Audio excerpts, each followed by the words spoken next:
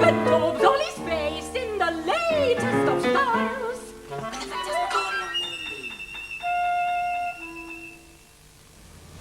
When we listen to music, our first response is naturally and rightly emotional.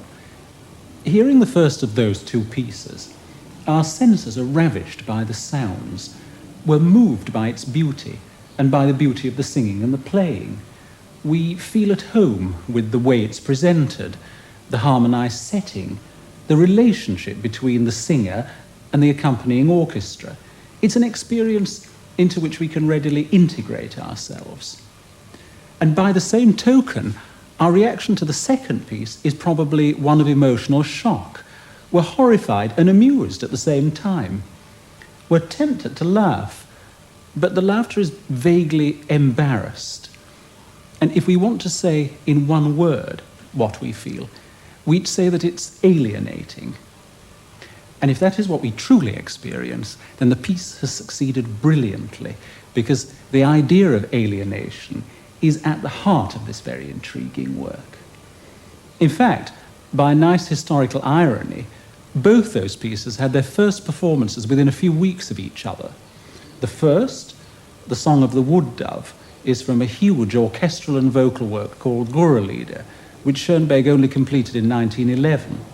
And the second piece is the third of 21 so-called melodramas, Pierrot, Lunaire, which he completed in 1912.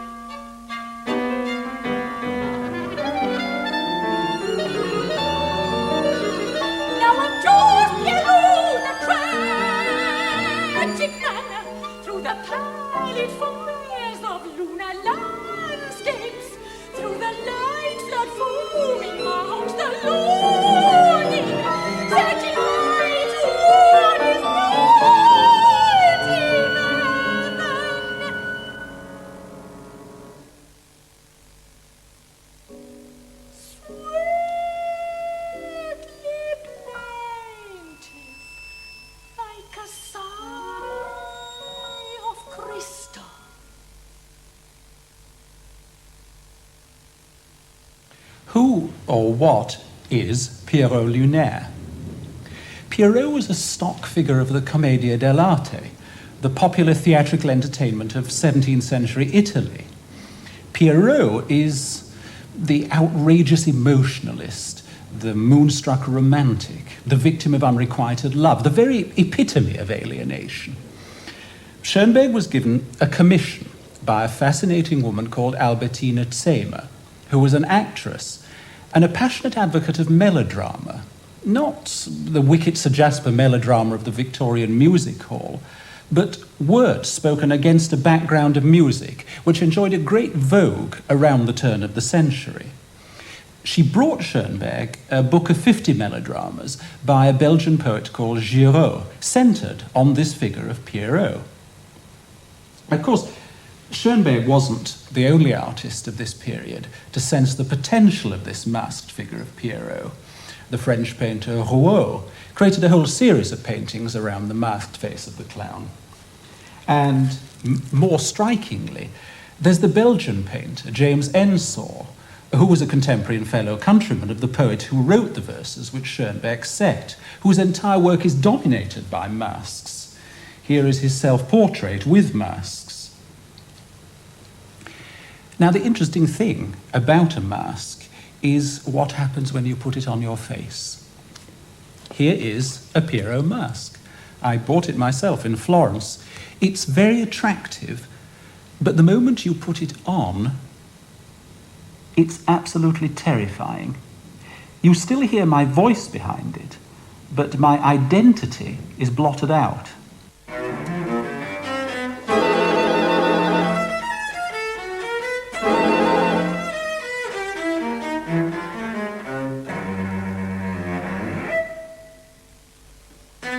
Through the ball-pate of Cassander, as he rends the air with creatures, moves Pierrot in feigning tender fashion with the cranium driller. He then presses with his finger red tobacco, groaning turkey in the ball-pate of Cassander as he rends the air with screeches.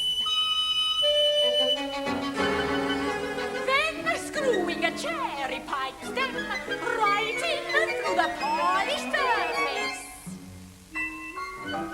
sits at ease and smokes and puffs the red tobacco groaning turkey from the ball-pate of Cassander.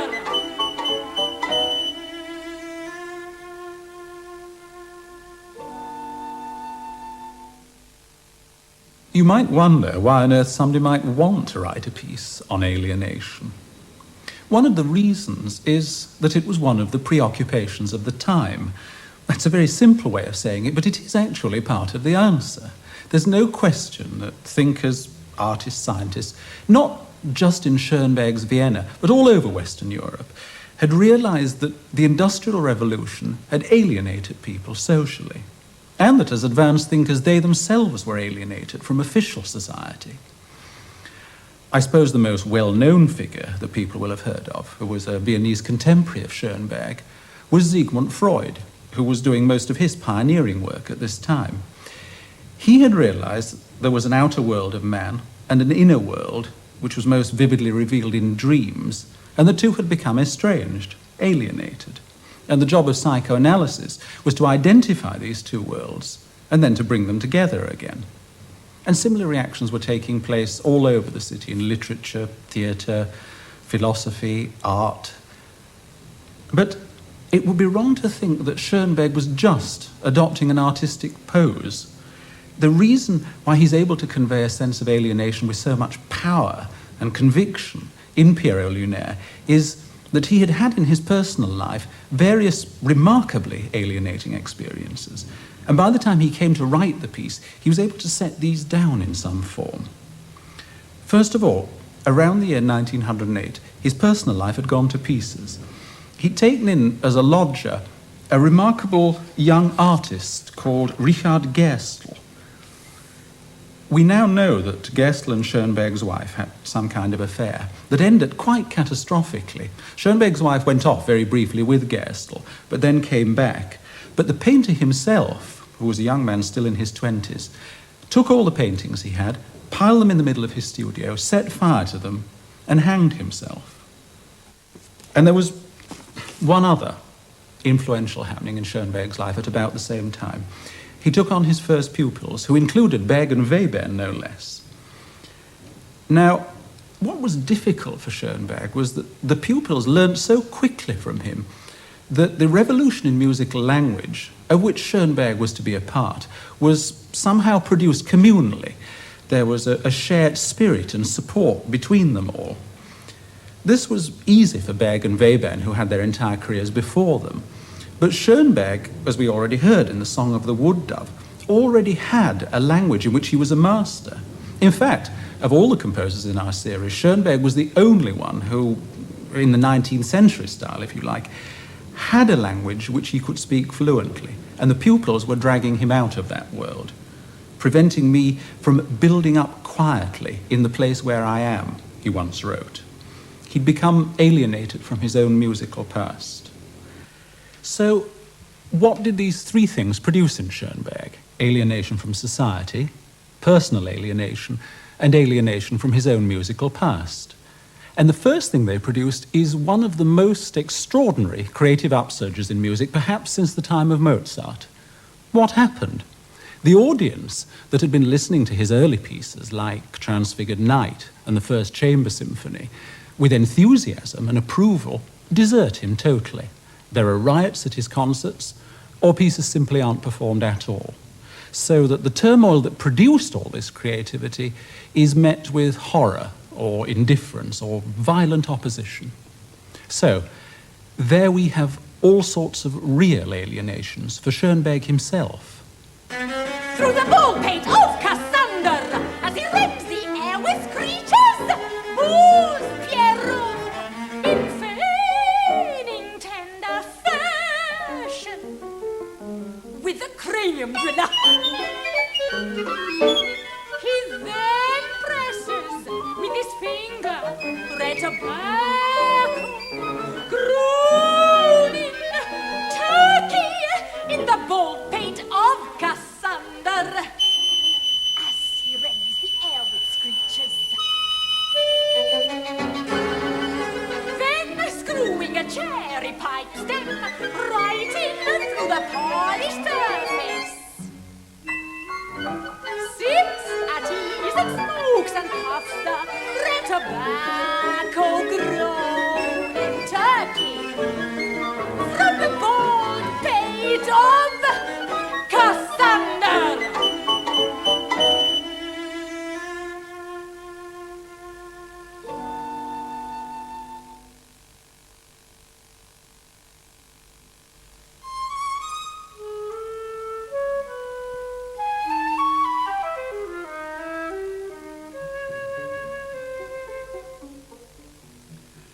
How does the music get this idea of alienation across to us? One side of it, and it's probably the real problem of acceptance of this piece, is in the treatment of the voice. Here's Schönberg's preface to the score of Pierrot Lunaire.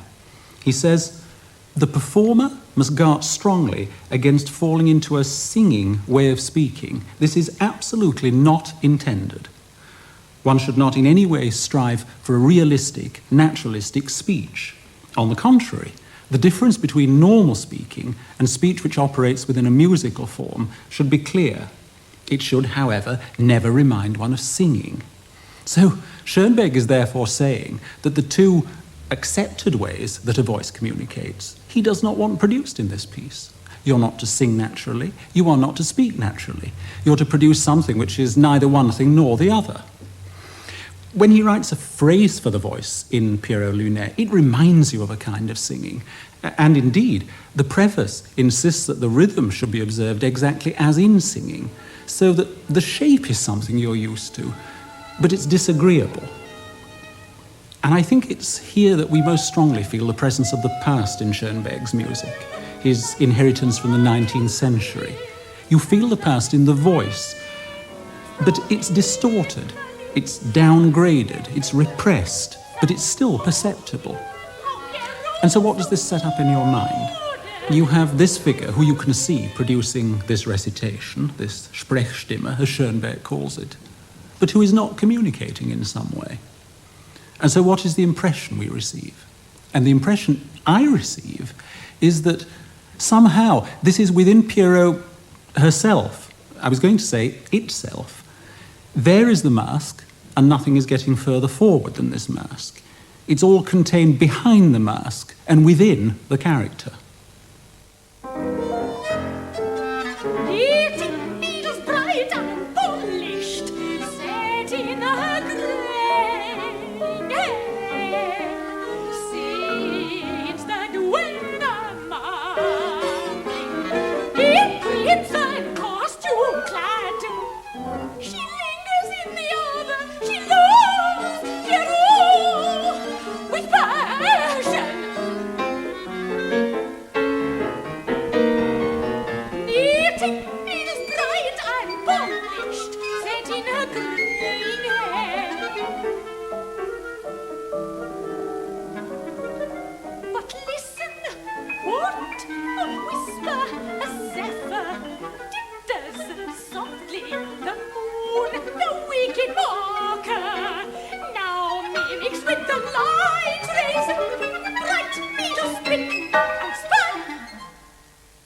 danger is that in making the voice so inexpressive, nothing communicates, nothing escapes, a sort of artistic black hole. But it really brings us to the heart of what is important about this piece and what accounts for its unique and powerful atmosphere. What Schönberg has done is actually to produce a complete reversal of the kind of romantic setup which we're used to in a piece like The Song of the Wood Dove, with the vocal soloist and the accompanying orchestra. He's turned that round so that, in fact, the vocalist, the reciter, is not the soloist with accompaniment anymore. In fact, if you look through the score, you'll find places where he actually indicates that the voice should accompany the instruments. In one sense, the reciter becomes simply a component of the instrumental ensemble. What he's done in this piece is to repress the expressivity which we normally associate with a vocal soloist and transferred that expressive weight into what the instruments are doing. And not only that, but he's transferred it into each instrument independently. And this is why it's so important to 20th century music, apart from its impact as a piece. He's created a new soloistic style of playing whose range of techniques and expression is something quite new to 20th century music. But although they're playing as soloists, they're still members of an ensemble, and so Pierrot Lunaire produces an entirely new idea of ensemble. Finally, one of the purposes of all this is to let you hear the inner music, the music of Pierrot's soul. Schönberg's too, because, like Ensor's painting, this piece is also self-portrait with masks. Pierrot puts on the mask through which nothing seems to be escaping, but the inner world of Pierrot is communicated in the instruments. Now, very interestingly, Stravinsky, who was present at one of the very first performances of Pierrot Lunaire and was fascinated by it, chronicled at various times of his life his reactions to the piece, and one of his reactions gets near to the truth, I think without Stravinsky realizing it. He said, "I only wished Frau Zehmer had shut up so that I could listen to the music." So, on the one hand, we have a repressed soloist, and on the other, a hyper-expressive ensemble. And the patterns of notes which these instruments have to play are so complicated, so difficult to grasp. They're quite unmemorable in detail, even after you've heard them. It's only an atmosphere that you retain from them, like in dreams. It seems almost as though they were improvising. In fact, this isn't so. It's an illusion because Schönberg is controlling the whole thing as rigidly as you could possibly imagine.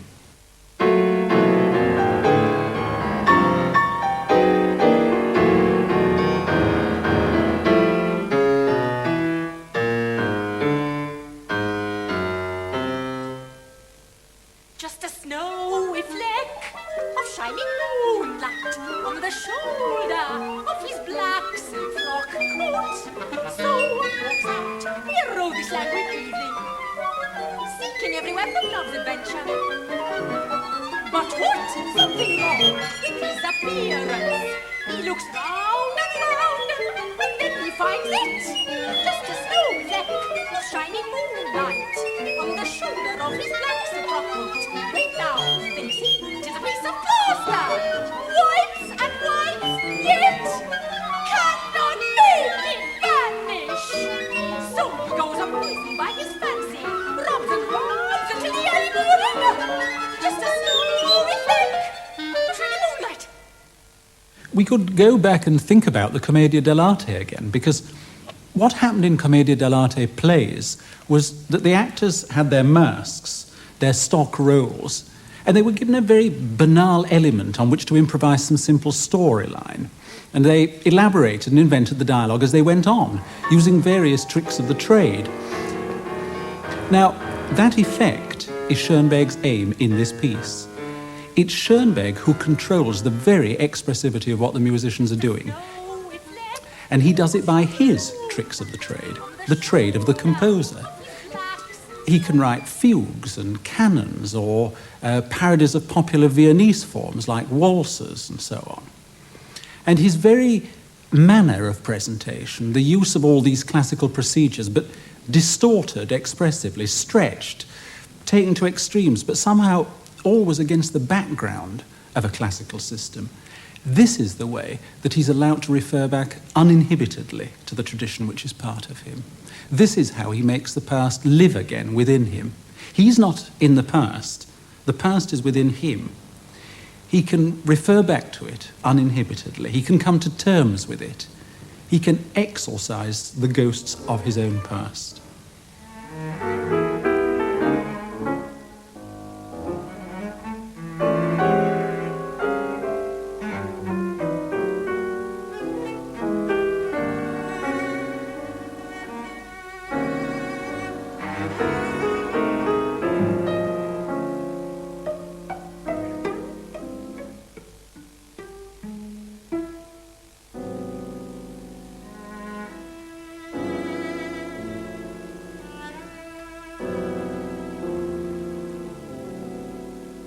A giant bow grotesquely scrapes Pierrot on his viola, like a stork on one leg standing, sadly plucks a pizzicato.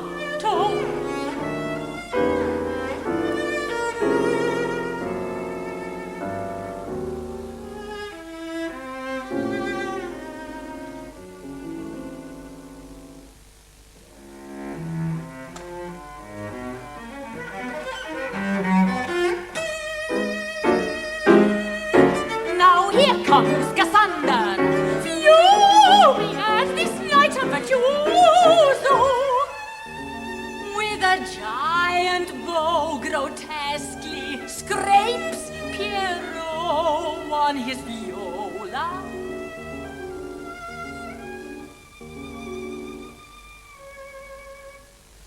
Casting then aside the viola, with his delicate left hand he grips the bouquet by the collar.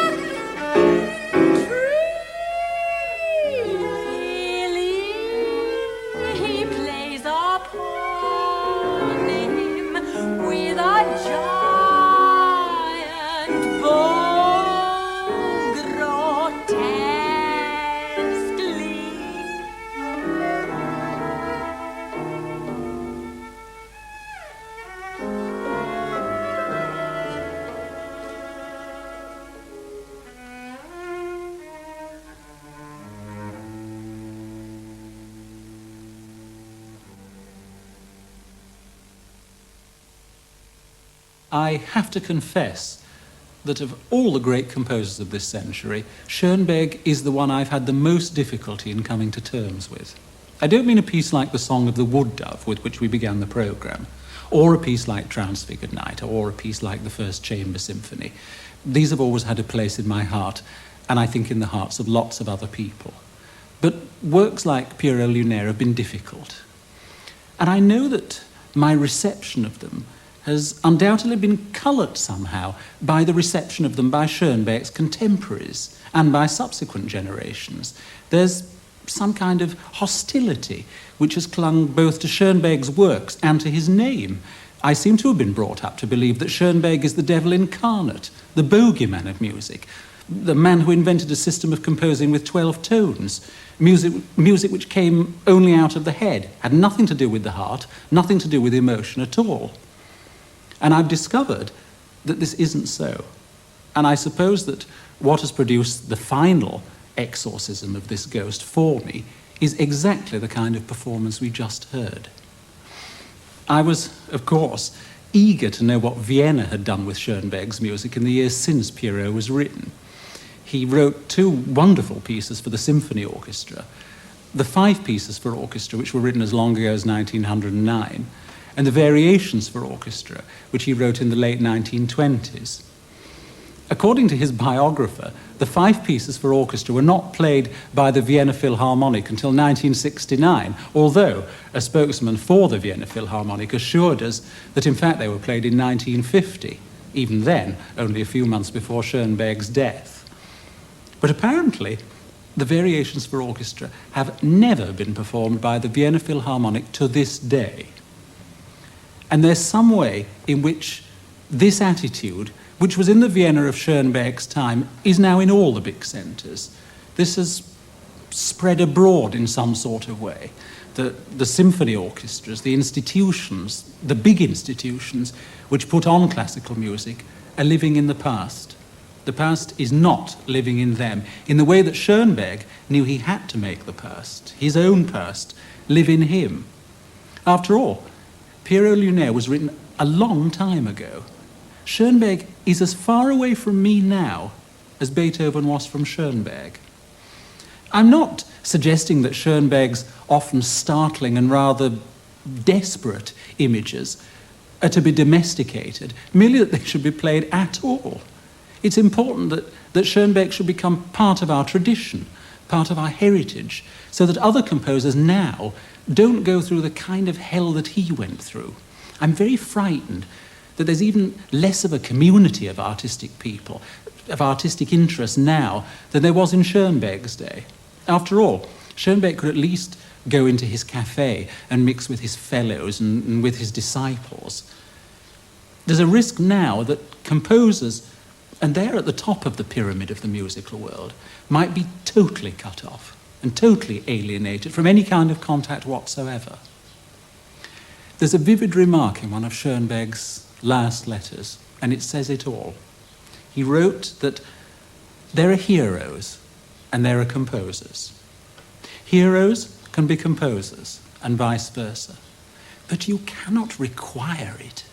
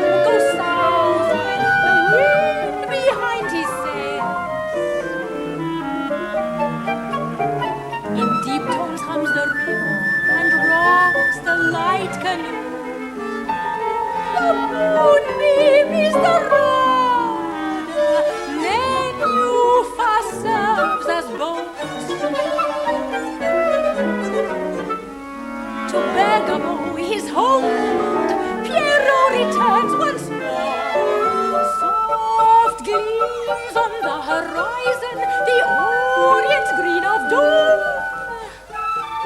The moonbeam is the rudder.